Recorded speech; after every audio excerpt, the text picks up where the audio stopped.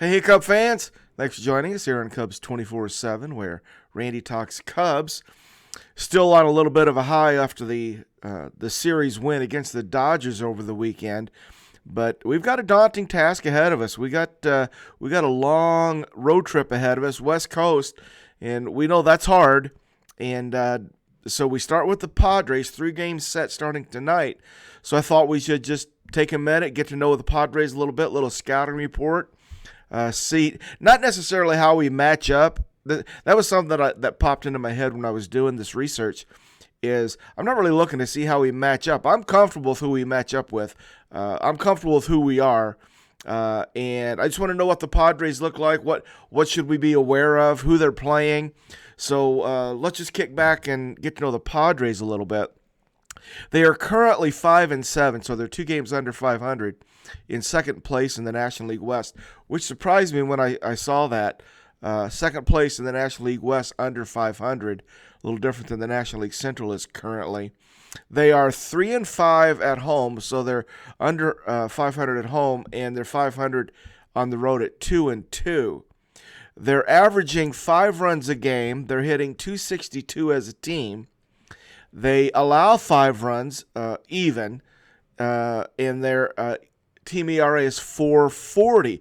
So statistically, in a broad look, they appear to be about average. Let's talk about their lineup. We'll talk about the 8-9 guys that we're going to see. They've got a few bench guys that have 6-7 at bats, but they're going to probably lead off with Xander Bogaerts. Xander plays second base, hits right-handed. He has 47 at-bats through the year, currently 12 hits, 4 RBIs. He's walked 4 times, struck out 6 times. Here's his slash. He's hitting .255 with a .314 on base and just a .277 slug for a .591 OPS. So leadoff man doesn't really have a high on base percentage, .255 with a .314 on base. So that's Xander Bogaerts. Hitting second, Fernando Tatis Jr., very athletic. A couple of stolen bases, right fielder, hits right-handed. He has 45 at-bats, 13 hits. He's hit 3 home runs. He leads the team in homers, 7 RBIs. Walked 3 times, struck out 6, couple stolen bases, as I said. His slash is pretty good, .289, .347 on base, and a .511 slug. So he's got OPS at .858. So right now, Fernando Tatis Jr. seems to be pretty hot for them. Hitting in the 3 spot is their first baseman, Jake Cronenworth. He's a lefty. So 2 righties, then a lefty in the first 3. Jake has 46 at-bats. He's got 14 hits, no home runs. 2 walks, 9 strikeouts. He's hitting .304 with a .353 on base, slugging .435, OPS of .788. So pretty solid numbers for their 3-hole hitter, Jake Cronenworth. Cleanup is going to be Manny Machado. Manny will play third base or he DHs quite a bit as well. 46 at-bats, 9 hits, 2 home runs, 7 RBIs. Walked 6 times, struck out 9. Hitting under 200, though, is Manny. 196, low on base, .288, slugging .370, OPS at only .658. So Manny Machado is not hot, and hopefully he'll continue that. Hitting fifth is Hassan Kim, shortstop, right-handed hitter. 44 at-bats, 9 hits, 6 walks, 7 strikeouts. 3 stolen bases. He's slashing .205 with a .294 on base and a .318 slug for a .612 OPS, and he's a righty as well. So top 5 guys, 4 of them are right-handed hitting. Now it gets a little different now. Luis Capasano is catching, and he has the most at-bats of the remainder guys. He's got 37 at-bats, 13 hits, hasn't walked any, and struck out just twice. It's kind of an interesting line. 0 walks, just 2 strikeouts. And he looks pretty good. He's hitting .351 on base because he doesn't walk. .514 slug with .865 OPS. So their catcher looks like he's pretty good. Again, right-handed hitting, Luis Campusano. Next, we've got Jurickson Profar, 36 at bats. He's a left-handed or left fielder switch hitter. 36 ABs, 10 hits, 6 walks, 8 Ks. He's slashing .278, .394 on base, .472 slug, .867 OPS. Pretty good line. Decent average, high OPS, slugging a little bit. So switch hitting Jurickson Profar. Need to pay attention to that.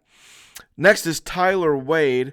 Tyler is an infielder, third baseman. He hits left-handed. Just 22 at-bats, 6 hits, 3 walks, 6 Ks. .273 average, .360 on base. Low slug, .318 slug. .678 OPS for a third baseman, left-handed hitting Tyler Wade. Then we've got left-handed hitting outfielder Jackson Merrill, rookie. I don't think I'd heard of him. Merrill, Merrill, Jackson Merrill. 34 at bat, so he's getting some playing time. 11 hits, got a homer, 4 walks, 7 strikeouts. Guys, he's hitting .324, .395 on base, .471 slug for an .866 OPS. So they've got some guys that are pretty hot. So it's a formidable lineup, as all major league lineups should be. But that's a look at the players who we're looking at, what we need to be looking for, and their lineup seems to be pretty consistent, top 5 or 6 for sure, and then a little bit of platoon down at the bottom. So let's talk about the pitchers. If there is bad news in it, this is the bad news. We're going to get their 1, 2, and 3 starters. So it just lined up that way. We're not going to get anything down the rotation. So we're going to get Yu Darvish tonight, and Yu Darvish is Yu Darvish. His last outing was Tuesday against the Cardinals. He went 7 innings, just gave up 5 hits, 3 runs, only walked 1, and you struck out 6. He's got an ERA of 2.3 in 15 2/3 innings so far this year.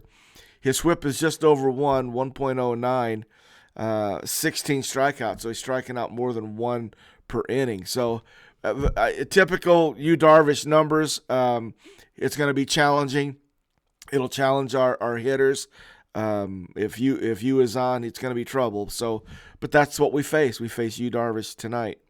On Tuesday, it looks like we're going to have Joe Musgrove, right-hander. He last pitched Wednesday against the Cardinals. He went 6 innings, gave up 5 hits, just 1 run, walked 1, and struck out 7. But for the season, in 14 1/3 innings, he's given up 20 hits, 10 runs, struck out 12. So his ERA 6.28, whip was 1.67. So, I mean, he's a strikeout pitcher, right-hander, but has given up some hits this year so far. And on Wednesday, we're going to get Dylan Cease. Dylan on the season, 10 2/3 innings, 6 hits, 4 runs, walked 4, struck out 13, sub-1 whip, .94. So, we're facing some power pitchers, strikeout pitchers. We're facing 3 pitchers that are capable of going 6-7 innings and being tough. So our line, I feel like our lineup is really going to need to step up. I'm more afraid of that Darvish, Musgrove, Cease mound presence than I am their everyday lineup.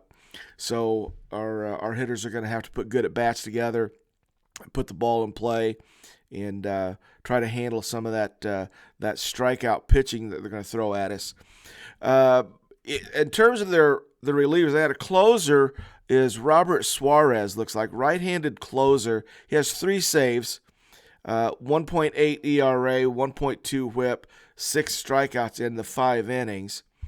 And they've got Wandy Peralta, Tom Cosgrove, and Yuki Matsui, left-handed pitchers that come out of the pen. And they're all pretty good. Peralta and Matsui have sub-2 whips at 1.93 and 1.42. So they got some guys coming out of the bullpen. So the pitching looks like it could be a little bit daunting, just the way it lined up. We're going to be matching Yu Darvish with Javier Assad, so it's going to be really important that Javier is on tonight. In fact, Javi may be the key if Javier is good, and I expect him to be. Then on Tuesday against Joe Musgrove, we're probably going to do a makeshift scenario like we did the last time Luke Little started, pitched the inning, and then Ben Brown came in and pitched 3 or 4. So until they give Ben Brown at this point, while we wait for Jamison Tyone to get back and Steele to get back, that's probably what they're going to do. Not just instead of just starting him and expecting to get 5 or 6 innings out of him, giving him a little bit of help early. And I think I like that. I think I like that idea. So I anticipate seeing that on Tuesday. And then on Wednesday against Dylan Cease, we're going with Kyle Hendricks. And guys, it is what it is, right? With Kyle, we know where we are. I've had a handful of people, friends of mine, ask me directly, "Is Kyle done?" So it's not just me, it's not just us, it's the peripheral fans who see it and are wondering. I got a text message from one of my friends recently, and that's what it was. Is Kyle Hendricks washed up? He said. And he knows the Cubs, but he doesn't watch them like we do. So it really struck me that even that peripheral fan is seeing it and worried about what Kyle Hendricks is going to do. So I don't know. We're just going to have to see. It could go either way for us in terms of the pitching lineup that we have until Tyone gets back, until Steele gets back. In fact, can you picture when Steele and Tyone come back and they're that? Because right now Shoto looks like he's an ace, right? So Steele comes back. Now we got 2 aces at the top, and then Tyone comes back and he does what he does. It could be good. So I'm trying to hold on here, looking forward to when Steele, Tyone, and Shota are on that top of the lineup, and then I think Jordan Wicks is just going to get better as we go as well. So not real happy with our rotation as of today, but we can see the light at the end of the tunnel, and that's very soon. Hopefully our offense can sustain us until we get there. So a lot of good news on the Cubs side. Very excited for this series with the Padres. And I know it's late night. We have to struggle. I might have to take a nap this afternoon so I can stay up for it. But I'll try to get recaps done as quickly as I can on this road trip for you to keep you informed, because I know a lot of you will miss the games because of their late start. So I'll try to hook us all up. Guys, thanks for joining me here on Cubs 24/7, where Randy talks Cubs, and we'll talk soon. Go Cubs, go.